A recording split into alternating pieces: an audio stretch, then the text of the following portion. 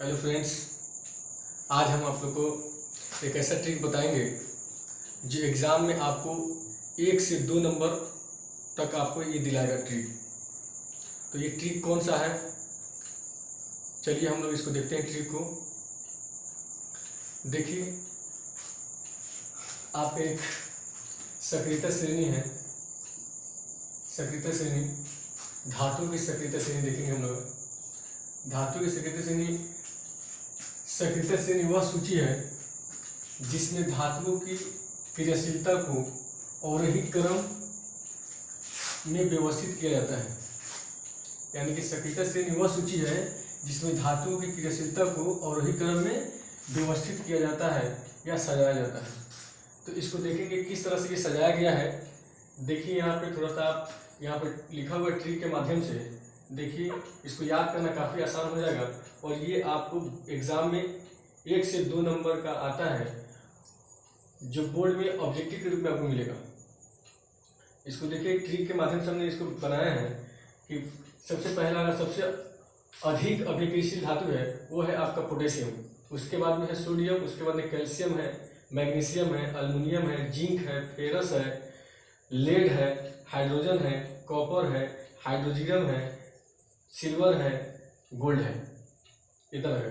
तो ये सब याद करना बहुत ही कठिन है, आप बार बार इसको भूल जाएंगे, इसलिए हमने इसके लिए एक ट्रिक बनाया है। और चलिए ट्रिक को हम लोग याद करते हैं।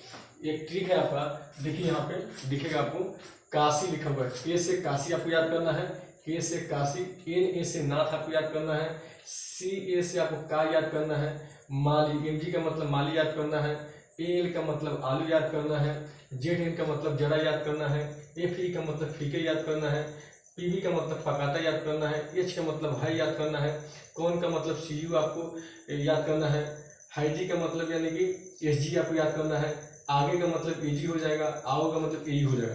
तो आप ट्रिक को एक अच्छा तरीके से पढ़ते हैं कैसे याद करना है। आप लोग 2-3 मतलब दोहराएंगे, याद हो जाएगा आपको।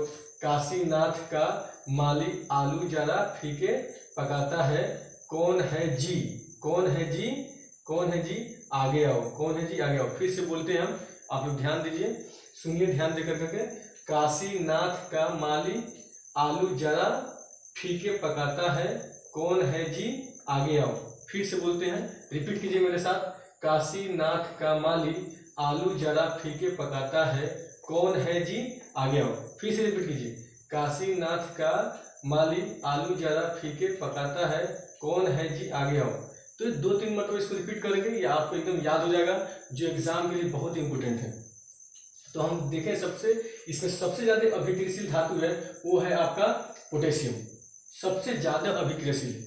अब इससे कम ये सोडियम है, इससे कम ये कैल्शियम है, इससे कम मैग्नीशियम है, इससे कम एल्युमिनियम है, इससे कम जिंक है, इससे कम फेरस है, इससे कम लेड है, प्लम्बम है, इससे कम आपका हाइड्रोजन है, उससे कम आपका कॉपर है, उससे कम आपका हाइड्रोजीनियम है जिसको आप लोग पारा बोलते हैं, उससे कम आपका एजी है जिसको अर्जेंटम या सिल्वर के नाम से भी जाना जाता है, उसके बाद में आपका औरम है जिसको आप गोल्ड के नाम से जाना जाता है।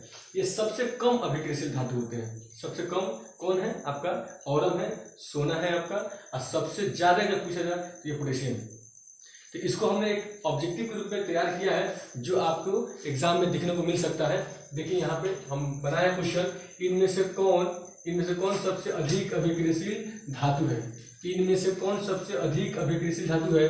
तो पहला ऑप्शन है आपका सोडियम है, दूसरा में आपका मैग्नीशियम दिए हुए है, तीसरा में पोटेशियम है और चौथा में आपका औरम दिए हुए हैं। तो ये देखिए, इसमें सीधा डायरेक्ट आपको दिखाई दे रहा है। यहाँ ट्रिक में आएंगे हम लोग, ट्रिक में देखेंगे, यहाँ देखिए पोटेशियम है और सबसे ज्यादा अभिक्रियाशील है।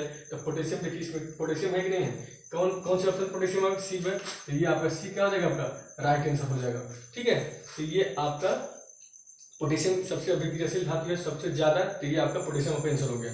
फिर दूसरा में चलेंगे, हम देखेंगे इनमें से कौन सबसे कम अभिक्रियाशील धातु है, इनमें से कौन सबसे कम अभिक्रियाशील धातु है। तो सबसे कम अभिक्रियाशील कौन है, देखेंगे हम लोग ट्रिक में जाएंगे, यहाँ पे देखिए नीचे लिखा हुआ है सबसे कम कौन आ रहा है। देखिए यहाँ पे गोल्ड आ रहा है, गोल्ड सबसे कम गोल्ड। तो गोल्ड इसमें देखिए कहाँ है, सोना ए यू कौन है, देखिए आपको ये है आपका, इस पहला में आपका सोडियम है, मैग्नीशियम है, पोटेशियम है और सबसे लास्ट में आपका ए यू जो सबसे कम अभिक्रियाशील है, ये आपका ऑरम आपका सही आंसर हो जाएगा। ठीक है, तो फिर हम लोग आगे बढ़ते हैं, देखते हैं इसमें कौन है थोड़ा। ये तो हम लोग बता सकते हैं क्योंकि ये तो एकदम ईजी है। सबसे अभिक एसिड ज़्यादा हो जाएगा तो पोटेशियम हो जाएगा, और सबसे कम हो जाएगा तो आप बता सकते हैं कि सोना होगा यानी गोल्ड होगा या एयू होगा। लेकिन अगर मान लेते हैं कि अगर ये नहीं दे करके अगर बीच के कोई भी चीज़ को अगर दे देता है, कोई भी धातु को दे देता है, तो इससे बहुत ज़्यादा कन्फ्यूजन होगा और यहाँ आप गलती कर बैठेंगे और आप पे 1 नंबर चला जाएगा। इसलिए आप इसे खूब ध्यान से इस ट्रिक को पढ़िएगा, बीच में कहीं से भी देगा आप इस क्वेश्चन को सोल्व कर लेंगे। जैसे अभी देखिए, अभी आपको कन्फ्यूजन बहुत ज़्यादा होगा इस क्वेश्चन को सोल्व करने में। जैसे लिखा हुआ है, इनमें से कौन सबसे अधिक अभिक्रियाशील धातु है। देखिए यहाँ पे कहीं भी पोटेशियम नहीं है और नहीं कहीं पे क्या है आपका, कहीं भी पोटेशियम नहीं है, न सोडियम है, कुछ भी नहीं है। आप इसमें कन्फ्यूजन में पड़ जाएंगे, लेकिन वही आपको ट्रिक याद रहेगा तो आराम से आप इसको कर लेंगे। तो हम लोग चलते हैं, इस क्वेश्चन को सोल्व करने की कोशिश करते हैं ट्रिक के माध्यम से। देखिए यहाँ पे देखिए कौन कौन आपका ऑप्शन है, Mg है, Ca है, Cu है, Au है।